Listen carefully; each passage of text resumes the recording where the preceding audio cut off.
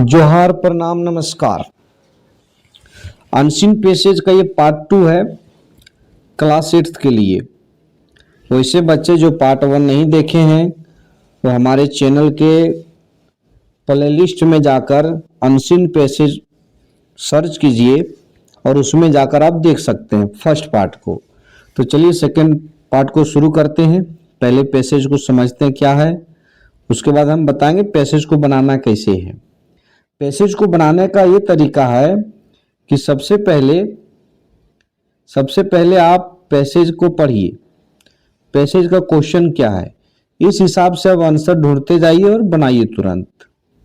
ये तरीका होता है जल्दी बनाने का, लेकिन 3 घंटे समय या 2.5 घंटे जो होते हैं बहुत ज़्यादा समय होता है, कम नहीं होता है। तो इस प्रकार से भी बना सकते हैं जिस प्रकार हम बताने जा रहे हैं। पैसेज को पढ़िए फिर आंसर दीजिए। चलिए शुरू करते हैं पैसेज को।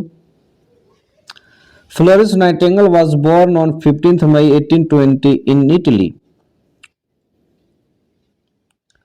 फ्लोरेंस नाइटिंगेल का जन्म 15 मई 1820 में इटली में हुआ था।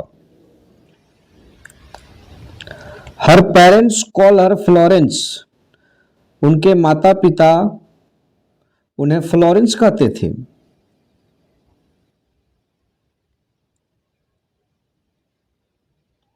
After the name of the city where she was born. जिस शहर में उनका जन्म हुआ था उस शहर का नाम ही फ्लोरेंस था।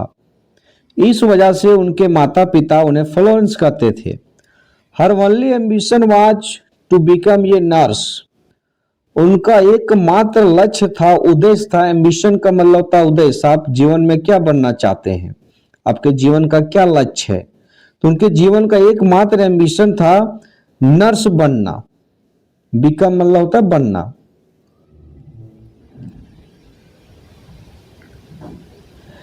And serve the sick and poor people, और गरीब और बीमार लोगों का सेवा करना। सर्व मीन्स होता है सेवा करना, सिक मतलब बीमार, पुअर मीन्स गरीब। यानी कि उनके जीवन का एक ही उद्देश्य था कि वो नर्स बनेंगे और गरीब तथा बीमार व्यक्तियों का सेवा करेंगे। Whenever she saw any sick and miserable person, she became panic. सबसे पहले इसमें मीनिंग देखते हैं। Whenever मतलब जब कभी, सो मतलब देखती थी, सिक मतलब बीमार, मिजरेबल मतलब दयनीय, असहाय, जिनका कोई नहीं हो, बहुत ज्यादा दुखी पर्सन। पैनिक मतलब चिंतित या दुखी। तो इसका मतलब समझते हैं कि जब कभी वह किसी बीमार और दयनीय व्यक्ति को देखती थी तो वह पैनिक हो जाती थी, यानी कि चिंतित हो जाती थी।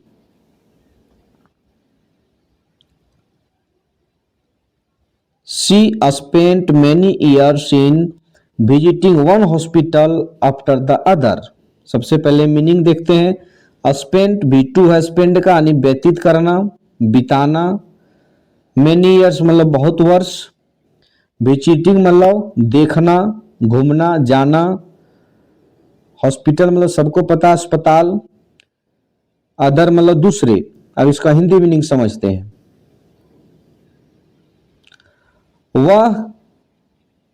वह कई वर्षों तक एक हॉस्पिटल से दूसरे हॉस्पिटल में जाने में व्यतीत करती। वो क्यों जाती थी? नॉलेज गेन करने के लिए। She took the training and became a nurse. took means लेना, ट्रेनिंग मतलब प्रशिक्षु, यानी कोई चीज का जानकारी प्राप्त करना। नर्स तो सबको पता है। तो इसका मीनिंग समझते हैं कि वह ट्रेनिंग ली और एक नर्स बन गई। Day and night she visited every bed in the hospital.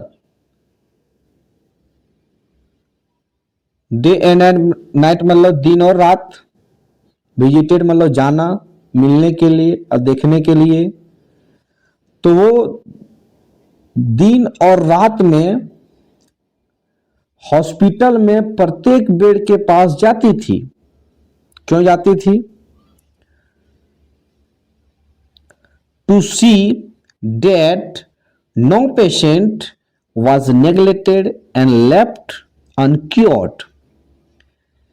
ये देखने के लिए कि कहीं हॉस्पिटल में कोई पेशेंट नेग्लेक्टेड मतलब अनदेखा, या अनक्योर्ड मतलब वैसा पेशेंट जिसका इलाज नहीं हुआ हो। तो वैसा पेशेंट जिसका इलाज नहीं हुआ हो या तो अनदेखा कर दिया गया हो, ये चीज को देखने के लिए वो दिन रात हॉस्पिटल में प्रत्येक बेड के पास जाया करती थी। She herself gave the medicines. वह खुद से उन लोगों को दवाइयां दिया करती थी। She took care of their food. वह उन लोगों का भोजन का भी ख्याल करती थी या ख्याल रखती थी। टू केयर यानी कि टेक केयर का मतलब होता है देख रेख करना, देखभाल करना। टेक केयर का पास्ट है टू केयर। इसमें पिछले सेंटेंस में कुछ मीनिंग नहीं बताए थे, जैसे कि नेग्लेक्टेड मतलब अनदेखा, अनक्योर्ड मतलब ऐसे व्यक्ति जिसकी इलाज नहीं हुआ हो, और इसमें मेडिसिन मतलब दवा, बाकी तो इसमें सब बता ही दिए हैं। पेशेंट मतलब रोगी।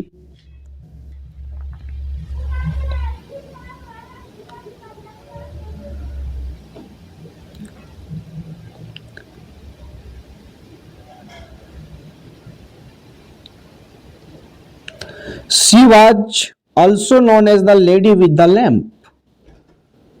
वो यानी वह लेडी विद द लैंप के नाम से भी जानी जाती थी।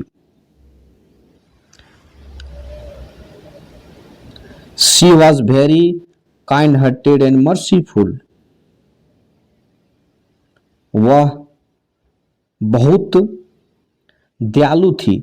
काइंड हार्टेड एंड मर्सीफुल ये दोनों वर्ड है। काइंड हार्टेड और मर्सीफुल का मीनिंग सेम होता है, यानी कि एक जैसा होता है कि दयालु, लोगों की प्रति अच्छा ही सोचना, उसी को मर्सीफुल कहते हैं।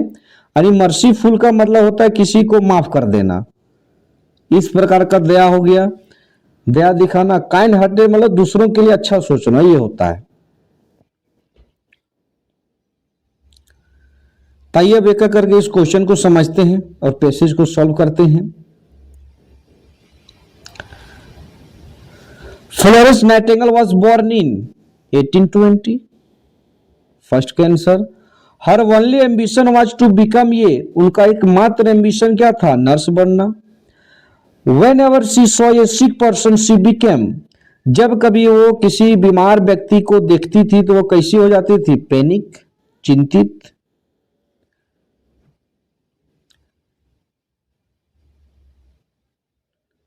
She was also known as, वो और किस रूप में जाना जाती थी या जानी जाती थी? Lady with the lamp. Find ये वर्ड विच मीन्स एम्बिशन, यानी एम्बिशन का जो मतलब होता है वही मतलब देने वाला एक वर्ड ढूंढना है चार ऑप्शन में, तो एम हो जाएगा। Both are synonyms. So now I end this video, और पार्ट थर्ड में ये पैसेज आने वाला है।